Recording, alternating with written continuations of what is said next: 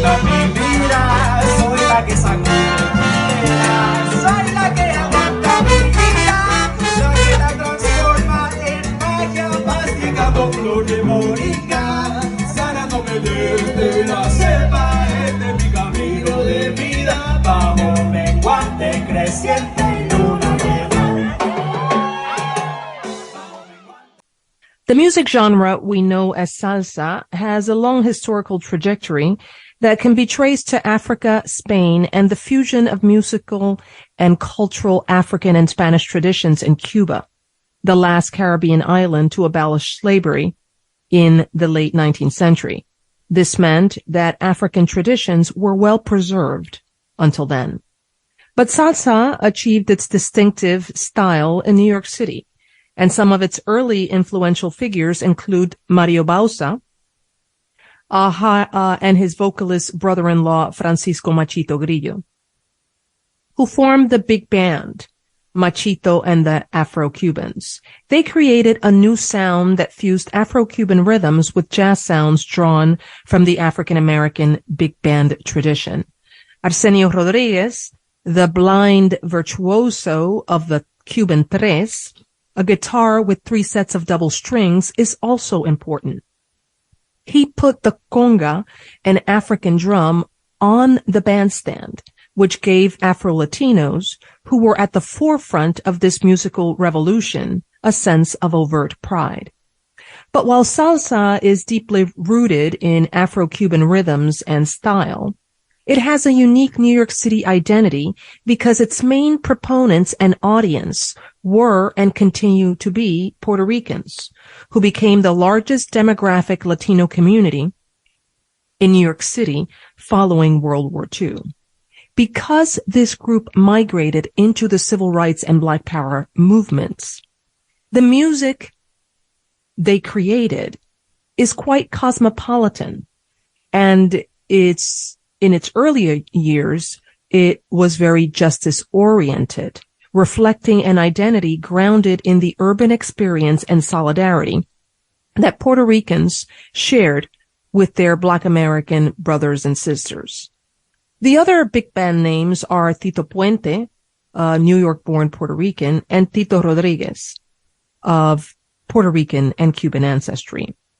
Johnny Pacheco, a Dominican musician and manager, was founder of the record label Fania that transformed the genre into an international phenomenon. The music salseros played was political. Ray Barreto recorded songs that showed Puerto Rican solidarity with the African-American struggles of the era. And he did so with socially conscious messaging in songs like Together and Right On. Pianist Eddie Palmieri recorded albums in solidarity with prisoners, for example, Live at Sing Sing, and in solidarity with students in struggle, like Eddie Palmieri and Friends in concert at the University of Puerto Rico. Another classic of his is Justicia. And among many others, there's salsa's political troubadour, Rubén Blades, a Panamanian vocalist and composer whose lyrics address issues as diverse as imperialism, consumerism, racism, and Latin American dictatorships, among other topics. Our guests this morning are members of the New York-based queer and trans-centered salsa band Las Mariquitas, a band looking to write a new page in the book of salsa. Their approach to the genre honors salsa's legacy in the arena of liberation struggle, leads with values that honor our queer and transgender communities, creates safe spaces for women, trans people, and queer people, and creates a culture of consent on the dance floor. They bring the house down with their interpretations on some of the biggest tunes from salsa's golden age, while writing new queer and trans feminist songs for the canon. Let's listen.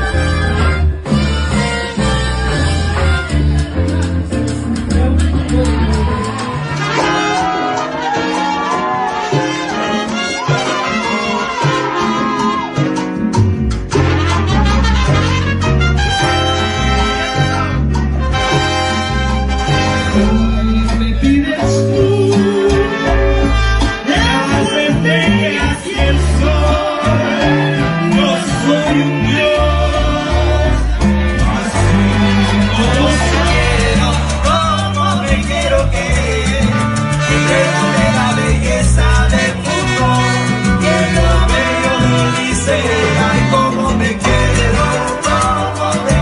tener. Mírame la belleza del mundo, y en lo bello de mi ser. Yo soy la que manda mi vida, soy la que sacude mi vida, soy la que aguanta mi vida, la que la transforma en magia, masticando flor de moringa, sanándome desde la cepa. Este es mi camino de vida, bajo menguante, creciente y luna llena. And that was a medley of Las Mariquitas live performances. And for anyone who knows salsa, that sound that they're bringing on the dance floor is sharp. We welcome to what's going on members of Las Mariquitas collective, Mobey, Lola, Irizarry, and Kneeco Hanton. We also welcome Luca Diaz. Mobey Lola Irizarry is co-founder and composer. Luca Diaz is dance co-facilitator, and Kneeco Hanton is on the keys. Mobey, Luca, and Kneeco, welcome to What's Going On. Hello, hello. Thank you for having us. It's really a pleasure to talk to you this morning, and I hadn't heard that medley, which is just phenomenal. Now, in a conversation we had on email yesterday or the day before, you mentioned that there's something weird about traditional salsa spaces. And I think that would be a good starting point. Can you talk to our listening audience about what is weird about traditional salsa spaces to you? Sure. I can start, but if anybody else wants to jump in, feel free. And is this Mobey? Yes, this is Mobey, Lola, Irizarry. I use they, she. Thank you for having me and having us. So many traditional salsa spaces are very patriarchal. It's really normal to see bands that are entirely men, with very little, if any, room for queerness. And also many bands will have no women in the band, or if they do, they're often only singers. And in terms of, this is like something that many of us like grew up with and kind of like is normalized, but it really does like shouldn't be normal, I think. And also many of these salsa spaces are very hostile towards queer and trans people. In my case, I'm like regularly harassed by security for which bathrooms I choose to use, and me and my friends are constantly receiving stares by other dance people, and this like general ritual of cis heterosexual dance just does not include us. It's kind of hard to imagine in those spaces where there's room for queerness and transness. And I think overall there's a kind of long list of small things that tell queer and trans people that they're not really welcome in traditional salsa spaces. Thank you so much for bringing this conversation to the fore. And we'd like to say to our listening audience that salsa is the genre we love. I am Dominican American and grew up with salsa. And, growing up, you are aware of the fact that it's essentially men who dominate the stage. I grew up with very few women salseras, listening to women salseras, and when you go to performances, you don't even see women on the dance floor. So this is a very patriarchal. It's a very patriarchal dance form. Would anyone else like to chime in on this question before I move on? Luca, Kneeco? This is Luca. My pronouns are they, them. And, I want to just add that, I've been dancing salsa since I was 11 years old, and growing up in a very heterosexism kind of space of taking dance classes and constantly, having the divide and the binary of women are followers and men are leaders doesn't leave any room for anyone to say, actually, no, I want to be a follower. I want to be a lead. There's no option of choice. And being in those spaces, growing up in those spaces, were very detrimental to my own, kind of way of seeing the world.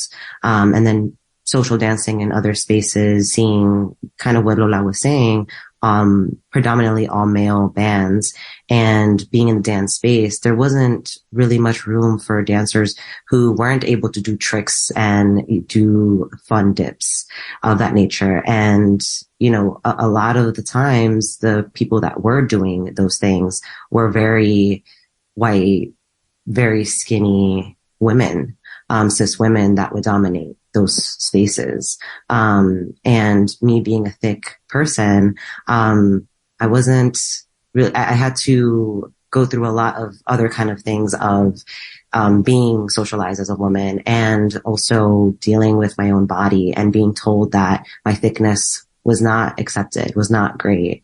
And even though I knew I was a great dancer, being on a professional team, I was always in the back and the skinny women were in the front. And so that's not just the transphobia and homophobia, but also the fat phobia that were in those types of spaces were really weird. Thank you. Kneeco? Hi, yes. Yo, it's Kneeco, he, him, his pronouns. I'm also thinking about what within our community, what have been folks' journey to playing salsa, or like even the lack of, rather. Because I think back to my father is African American, my mom is Puerto Rican, and really it was my grandmother when I was like in high school, 14, that I was like starting to ask questions about, being Boricua and learning about salsa. But I went to a high school that like didn't have its own like music classes or instruments. We had to work with like a after school program at the time, called Afro-Latin Jazz Academy of Music. And I just think like, oh yeah, like if I didn't have that opportunity, or if I didn't have that, like it just happened to go to a school that was doing that, I don't know if I necessarily would have made to where I am like today. And as I was getting older and I was learning about, like salsa and Latin jazz and jazz, and was playing in like after school programs or like out of school programs, a lot of the students that I was in bands with, were like, oh yeah, I went to school I like LaGuardia, or like I went to Frank Sinatra, or like I went to like so-and-so high school here, specializing in music or performance. And then I'm gonna como que go to this college or this conservatory. And then a lot of the students, were like, as we were saying, like white cisgendered men. So coming from like the South Bronx and carrying all of these identities and still carrying them with me, and also recognizing like, oh yeah, at the forefront is like white, like cis men. And then you're like, well, okay, well, where are like women? And then they're white. And then it's like, okay, but like, where are like, black and brown folk? And then where are black and brown folks who are like in the queer and trans community? And so it's like a constant, like, oh, what's the axis? Like, what are people's journeys? Or like, what's the thing that keeps, our family and our communities from, our legacies, our history, y toda la cosa. You're listening to the voices of Mobey, Lola, Irizarry, Luca Diaz and Kneeco Hanton, members of the New York-based queer and trans-centered salsa band and collective Las Mariquitas. I failed to mention that Luca is not in the band proper.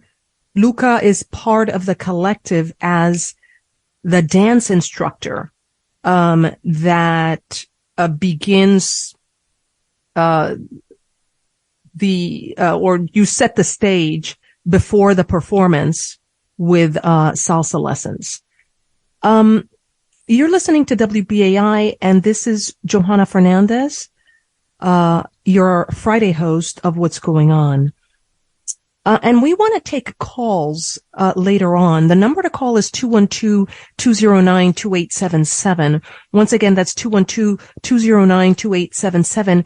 And we're talking about the problems with salsa spaces, problems that we grow up with that are rarely talked about.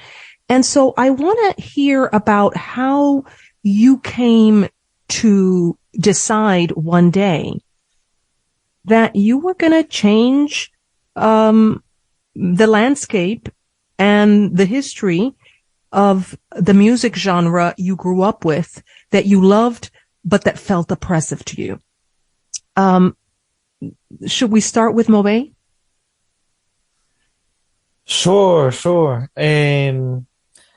Yeah, so I've played salsa for about 7 years. First I was playing as a violinist, and then I moved on to congas and bongos.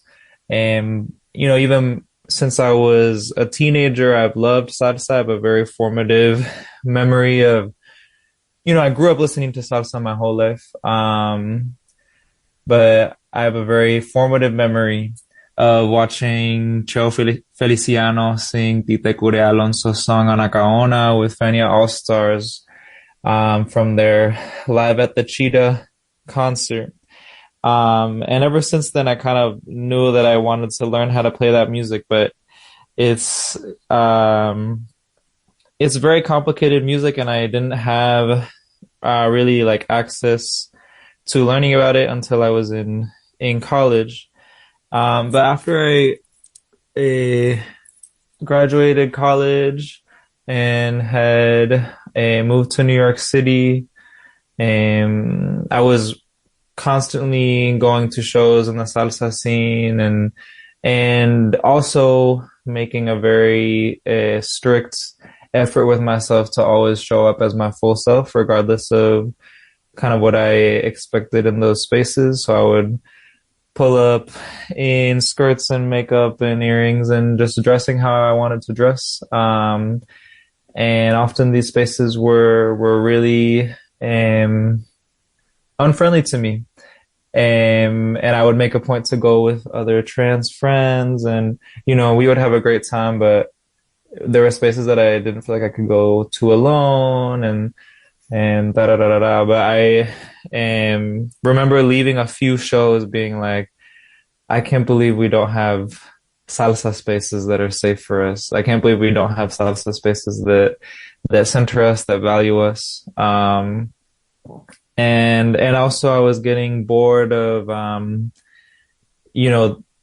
would say the majority of salsa bands in New York City, and I don't know what it's like necessarily in other scenes, are pretty much exclusively playing covers. And many of these covers are extremely beautiful songs, but I think there's also many songs in the salsa canon that reflect values that I don't think we should be repeating. So after witnessing this time and time again of people playing songs like El Gran Barón, or songs that are really dependent on misogynistic narratives. Talk to us about El Gran Barón for those of us who don't speak Spanish or don't know the song. Yes, El Gran Barón is a Willie Colon song. And a classic. It Right. It's a classic, and it's one of the first songs that really talks about queerness. And it was kind of a landmark song when it came out in the 80s.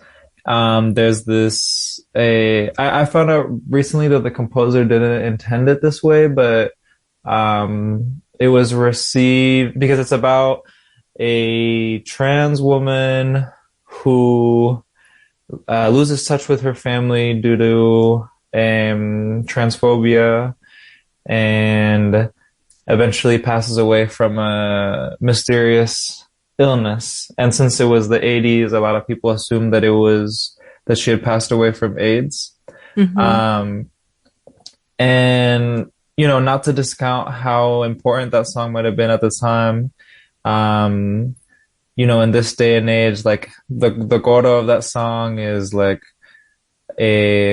what is it? Palo doblado, no sé, puede corregir, Sí. something Mm-hmm. like that. You can't straighten up a bent stick. Right. And I mean, for me as a as a queer person, that's just not a if I'm on the dance floor and people are singing that over and over again, I don't really want to hear it. I think it's like a kind of offensive, even if the intention is perhaps like telling cis hetero people to accept their queer family members. But yeah, so for me, you know, as a composer as well, it's just become really important to contribute new songs to the canon that reflects transfeminist values, that continue the anti-colonial legacy of salsa, but that, you know, anti-colonial and anti-racist work has to be transfeminist, right? So we're really interested in building songs that kind of narrate and facilitate cultural shifts. Yeah. Well, you know, I just listened to a little of your music, and what's incredible is that you're bringing a politic to the tradition that's liberatory for everyone, but you're bringing the music, and I wish you had sent us some more of the music, which is just life affirming. Yeah. Tell us more about how you, Kneeco, came to the band. Like how did you wake up one day and say, all right, we're going to take history by the horn and we're going to do this?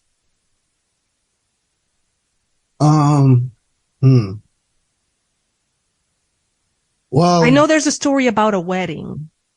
Yeah, I mean, I guess because I was wondering where to como que to start and not talk in circles and land the plane, and so I don't want to like not mention this. So I do want to make it clear that, like, you know, for me, I think my journey in engaging with music, in the like following, I guess, trends and figuring stuff out. It was like, oh yeah, I was a kid and I was like, oh, I want to be like a rock star. And then I was like, oh, I want to be like a musician. And then I went to school and I was like, oh, I'm not a musician. Like, I'm not a guitarist. I'm not a pianist. I'm like a musical artist. And it, you know, just like weird, like, oh, like what's the thing that like, I feel like I really resonate in describing my experience working with music and whatnot. And I think upon organizing, in 2019, I feel like I resonated with the term cultural worker. And, you know, in doing like diligent studies and whatnot, I really feel connected to the idea, or my truth of like what I do, should be in service to like the working class and like should be in the interest of advancing, the working class and not like petty bourgeois or bourgeois ideals. cause we do live in like a capitalist system. And so it's easy for the things that we love to stray away from, talking about class and talking about the truth of like our injustice. And so my angle with, como que finding my way to Las Mariquitas, comes from, people who I knew as family before even like playing together, and people that I met, in the community on my journey. It all starts with, shout out to our beloved Ani, trombone, because, we played a show together, April, I want to say last year. And, I met Lola through Ani, and Ani and Lola were like, yo, we played together, outside of the city, and now we want to keep playing in the city, but also we want to start, it wasn't Las Mariquitas at the time, but it was building into Las Mariquitas, into building a queer and trans-centered salsa band, that honors the legacy of salsa and honors the legacy of, holding space for our queer and trans family. Very emotional. Thank you. Thank you for that. Luca, can you very briefly describe the traditional salsa roles, for our listening audience? And then tell us, what your trans-centered instruction looks like. And folks who are listening in, don't be shy. We are talking to Mobey, Lola, Irizarry, Luca Diaz, and Kneeco Hanton, who are members of the New York-based queer and trans-centered salsa band and collective Las Mariquitas. And we want to hear from you. 212-209-2877. Questions, thoughts. You can send love. 212-209-2877. I'm Johanna Fernández, your Friday host of What's Going On, and you're listening to WBAI at 99.5 FM in New York. Luca, talk to us.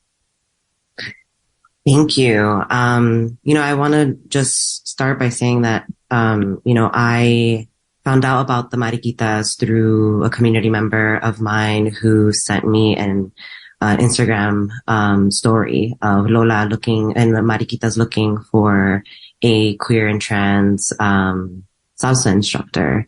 And I reached out and we were aligned in our values. And I think that's something that's really important that I think I really value, in the sense that not am I just a queer and trans salsa instructor or facilitator, but our values are really aligned. And I think that's something that Lola and I really hopped on the phone and talked about. And so the intentionality is really important. And I want to speak a little bit about the traditional instruction, in dance classes.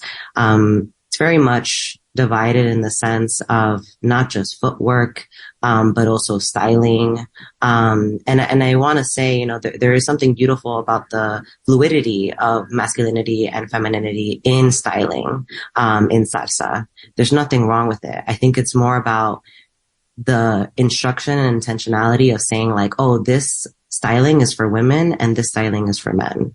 Right. I think there's something so important about choice and being able to teach styling and not in a binary way of saying these are the different options you have. Do what feels right in your body. Right. And there is this instruction and kind of culture of you have to do this styling. Right. And I remember it takes me a while sometimes, even now when I take I've been going back into taking salsa classes from, instructors that I really value and I think that don't function in this framework. And I'm very intentional about that. And, sometimes it takes me time to kind of get a certain style, especially because someone's body functions differently, fundamentally differently from mine. And that's just not just related to my transness, but I think everyone has a different relationship with their body. Right. So I think it's, there's not an honor to saying hey, this is the styling. This is my style. And you can, adapt it to your body and it may look different, right? There's no choice in that. It has to look exactly like me. And it's Luca, can I interrupt you for just 1 minute? I want to just stay with that, because I'm taking salsa right now. I came back to salsa after a big break, and you are so right. Ultimately, salsa is liberatory. All dance forms are liberatory because you are able to connect with your body. Mm-hmm. And how liberatory to offer options and tell the student, these are your options. I'm just reiterating what you said. Integrate them and figure out what feels good for you. Go ahead.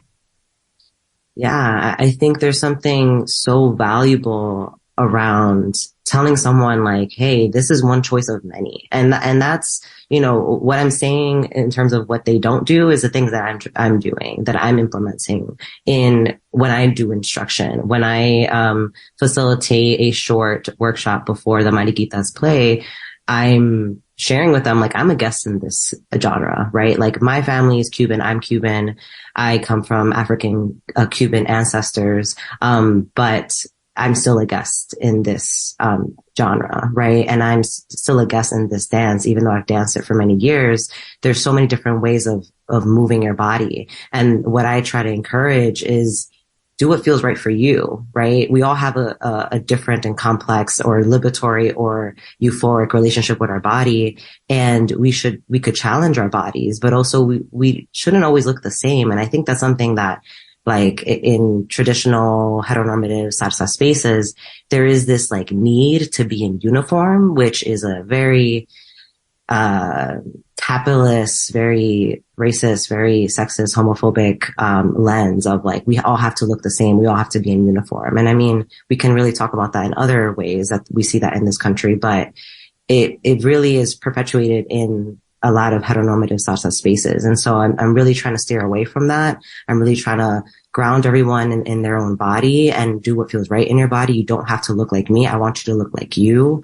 And I want you to feel liberated in the sense of choice and having a choice of many. And that's really much what my framework is. We have limited time, but I want to get to a few things. I want to get to consent very briefly. So how are you managing and teaching consent on the dance floor? This is an issue, huge issue that never gets spoken about, how people are literally assaulted on the dance floor. Do you want to talk on that? I will say that, this is something that I'm currently working on with my co-facilitator, Jam, who's not here today. She goes by she, her pronouns, and her and I have been in extensive communication in terms of how we evolve from that. I think at this point, it's really safe to say that, the workshop that we do before the Mariquitas, it has been just us being able to instruct how you move in your own body. We haven't gotten to the place of doing partner work just yet because I think right now the folks that are in the room are not ready for that. They're trying to understand their body. But I will just say very briefly that Jam and I are actually in extension to the Mariquitas Collective. We're creating our own series of an 8-week series, 4 weeks of just body movement and footwork, and then 4 weeks of partner work. And that is where we're going to talk a lot about consent. But I think being able to know your own limitations in your body is the beginning. Yeah, is the key. Is the key. Okay. You have a show coming up on April 28th at Common Everybody in Brooklyn. Tell us finally, what does Mariquitas mean? Yeah, so Las Mariquitas, that name is a play on words, because mariquita is a slur for queer people. In Spanish, it translates directly to ladybug. So we're just trying to reclaim that word and channel the energy of that beautiful and lucky animal. Any parting words? We've got like 30 seconds left. Yes, I just want to, promote our residency at Come On Everybody. And it's a queer bar in Bed-Stuy, Brooklyn. Our residency is titled Salserx Futurism. Our next show is April 28th at 7:30 is the dance class, and 8 p.m. Is a 2-hour live show. So please come and dance. And yeah, thank you so much for having us. Thank you so very much for joining us. It's been a pleasure talking to you, and rest assured that there are a lot of listeners who are usually very active who are listening in.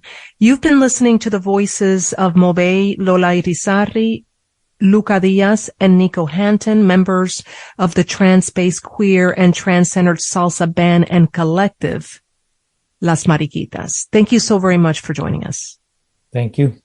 You've been listening to non-commercial, listener-funded community radio, WBAI at 99.5 FM in New York. And don't forget to join Las Mariquitas on April 28th at Come On Everybody in Brooklyn.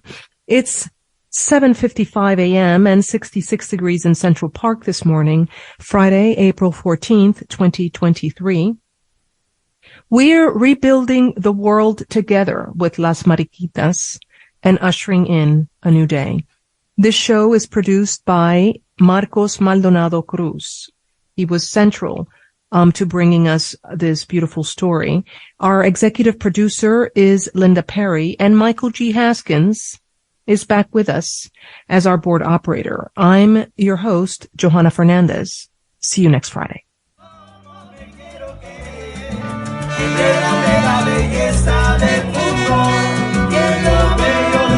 Ay, cómo me quiero, cómo te quiero querer. Libérame la belleza del mundo, de lo bello de mi ser. Yo soy la que manda mi vida, soy la que sacude mi vida, soy la que aguanta mi vida, la que la transforma en magia masticando flor de moringa, sanándome desde la cepa de mi camino de vida. Bajo menguante creciente